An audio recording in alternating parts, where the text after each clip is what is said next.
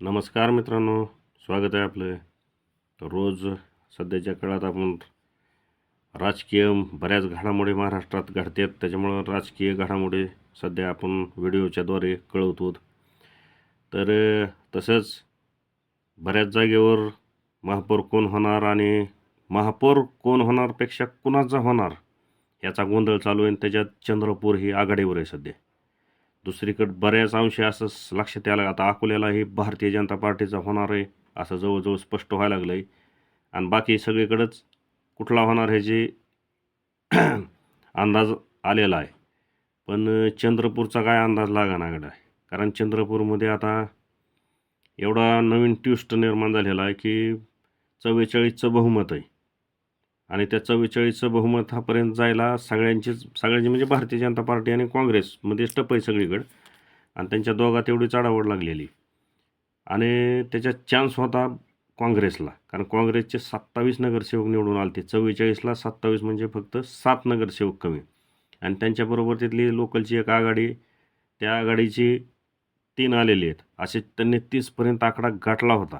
फक्त 4चा प्रश्न होता. पण आता रोजच नवीन नवीन बातम्या घडायला लागल्यात तिथं. आणि कसं आहे, सत्तेची हाव ही सगळ्याला आहे. सगळे राजकारण चालू आहे, ही सत्तेसाठी चालू आहे. मग ती भारतीय जनता पार्टी असो किंवा काँग्रेस असो. महापौर आपला पाहिजे, स्टँडिंग कमिटी आपली पाहिजे, सत्ता आपली पाहिजे, ह्याच्यासाठी सगळ्यांचं प्रयत्न आहेत. त्याच्यात कोण यशस्वी होतं आहे, कोण म्हणजे ते खेळण्यात यशस्वी होतं आहे, त्याच्यावर सगळे गणित अवलंबून असतात. तर चंद्रपूरमध्ये आता एक नवा गट स्थापन झाला आहे. तो कोणाचा? तर शिवसेना उबाटा गट, उद्धव ठाकरे यांच्या शिवसेनेचा 6 नगरसेवक. त्याच्यात वंचित बहुजन आघाडी प्रकाश आंबेडकरांचे 2 नगरसेवक आणि 2 अपक्ष, असा 10 नगरसेवकाचा एक नवीन गट निर्माण झाला आहे. आणि त्या 10 नवीन गटाची नोंदणी झालेली 10 नगरसेवकांच्या गटाची. म्हणजे भारतीय जनता पार्टी आणि शिवसेना ह्यांचे 24 आहेत. त्यांना बरोबर 10च नगरसेवक लागतात. आणि 10च नगरसेवकाचा एक नवीन गट निर्माण झाला आहे. त्याच्यामुळं आता असं वाटतं की ही गट होण्याला भारतीय जनता पार्टी कारणीभूत आहे का? भारतीय जनता पार्टीचं काय पाठीमागणं ह्यांना पाठिंबा आहे काय, ती उद्या काही दिवसात उघड होईलच.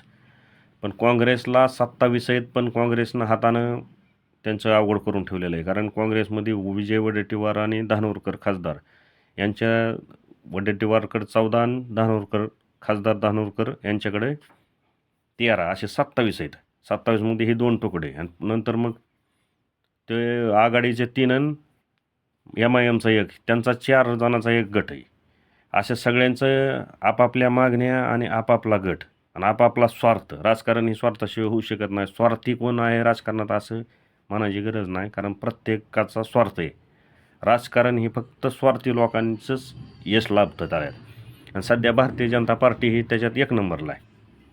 तोडफोड आणि तोडफोड करते म्हणण्याची गरज नाही, कारण प्रत्येकाला आपापले हे पाहिजेत, सत्ता पाहिजे. कसल्याही कारणाने येऊ, पण सत्ता पाहिजे. आणि तर ते 10 जणांच्या नवीन गटाने प्रकाश आंबेडकरांची भेट घेतली ना, आता ते काल मुंबईला गेलेले आहेत.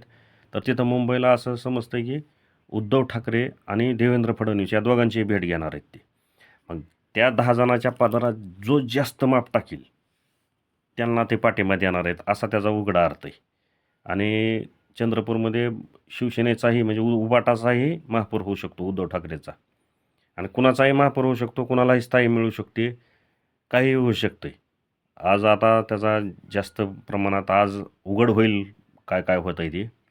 तर आपणही आपलं लक्ष ठेवू. तुम्हाला जर व्हिडिओ चांगला वाटला असेल तर सबस्क्राईब करा. जय हिंद, जय महाराष्ट्र.